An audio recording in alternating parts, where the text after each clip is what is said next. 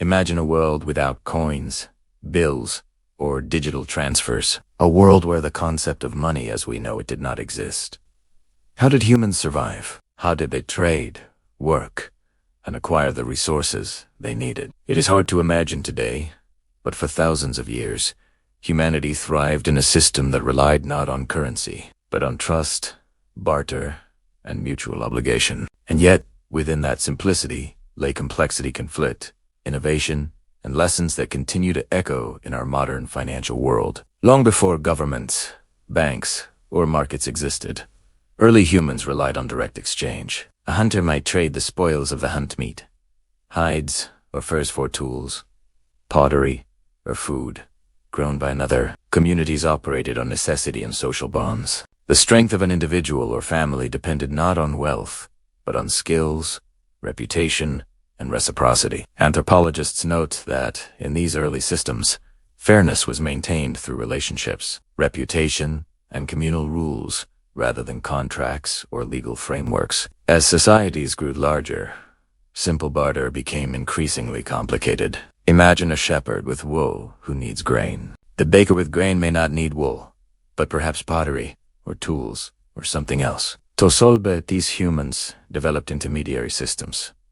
Shells, beads, livestock, and other universally valued items became These objects carried value, not inherently, but because communities agreed they did. This was the first step toward abstraction value that existed in collective belief rather than physical utility alone. Cities began to form, and with them came specialization. Some people became potters, some blacksmiths, some farmers, some traders. The economy depended on efficient exchange, but the lack of a common medium slowed trade and limited the scale of commerce. Without standardized currency, every trade required negotiation, and negotiation required trust. But trust could be fragile. Conflicts arose when parties disagreed on the relative value of goods, or when one party attempted to cheat the other. The rise of early markets marked a turning point. Markets allowed people to gather, compare goods, and establish reputations. Standardized weights, measures, and eventually metals began to appear. Bronze, silver, and later gold served as stores of value and tools of exchange. But then, money was still not universal. Its effectiveness depended on local acceptance, and societies often faced crises when scarcity, hoarding, or theft disrupted the system. Every civilization encountered its own breaking points. In Mesopotamia, clay tablets recorded debts and transactions.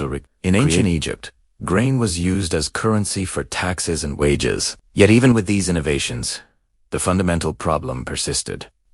Value required trust. Without it, the system collapsed. Entire communities could find themselves starving, not because food was scarce, but because agreements had broken down. As trade networks expanded across continents, humans experimented with fiat-like systems even before governments existed. Traders and merchants accepted promissory notes, tally sticks, and certificates, representing stored goods. These systems allowed commerce to scale, but also introduced new vulnerabilities. If a trader or community lost faith in the medium, the system failed. Repeated patterns emerge across history. Societies invent methods to facilitate trade. Those methods become widely trusted, and then misuse or overextension leads to crises. When governments finally entered the picture, they formalized these practices. Kings and rulers issued coins, backed by precious metals, to standardize trade. But this shift came with profound social consequences. Wealth became centralized, inequality appeared, and access to resources no longer depended solely on skill or labor. It depended increasingly on access to currency, controlled by authority. The simplicity of barter was gone, replaced by hierarchical systems that required compliance, trust, and legal frameworks. Yet even with coins and state-backed money, old patterns repeated. Inflation, debasement, and economic manipulation appeared in ancient Rome, in medieval Europe, and in dynastic China. The lesson was clear.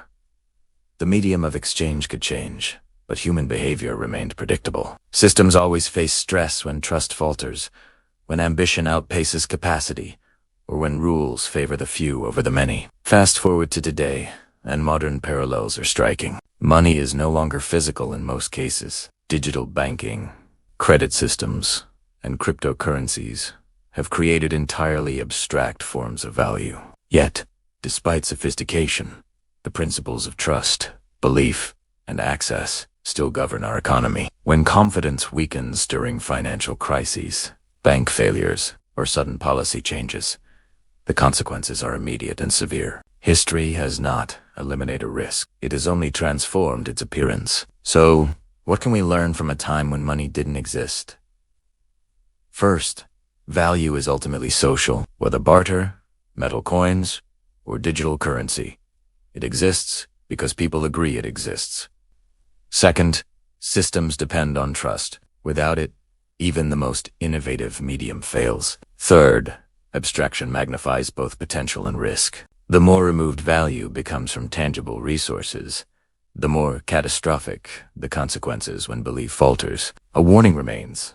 Modern finance is enormously complex, but its foundations are ancient. The same dynamics that shaped barter economies, trust, reciprocity, and human behavior still determine the stability of today's financial systems. Understanding this history is not just an academic exercise. It is a guide for navigating risk, innovation, and responsibility in an increasingly abstract world. If this journey through the origins of human exchange has changed the way you think about money, trade, or trust, share it with someone who still believes money is simply a tool. Before money had a face, a symbol, or a screen, it lived in human relationships. The barter system was not built on numbers, but on necessity, trust, and survival. Value was not printed or minted.